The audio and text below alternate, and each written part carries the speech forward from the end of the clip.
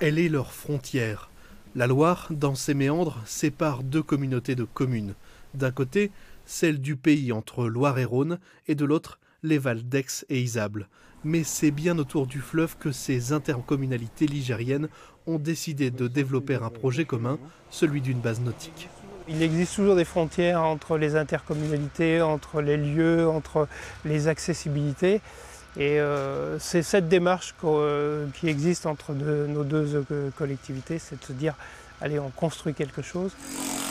Mais bientôt, le site pourrait recevoir des athlètes internationaux d'aviron pour les entraînements des Jeux Olympiques. Installée dans un ancien corps de ferme, la base nautique de la Loire a dû faire peau neuve à l'approche des Jeux, tout en pensant à elle. Se dire qu'il y a le temps des JO, donc pour lequel toute la réhabilitation est faite, mais il y aura aussi le temps futur et où l'enjeu c'est l'après-JO quelque part et où celui de l'ouverture au territoire était aussi importante. 1,2 million d'euros. Voilà le coût total de la remise à niveau de la base nautique financée à 80% par le programme Terre de Jeux.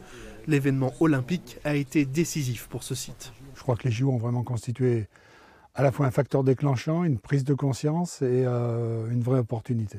Et si la presqu'île de Mars s'est imposée pour la pratique de l'aviron, c'est avant tout pour ses qualités aquatiques. C'est le seul endroit dans le département où vous pouvez trouver une ligne droite de 2000 mètres. Il n'y a que ici où on peut organiser des compétitions d'aviron à un standard national et international.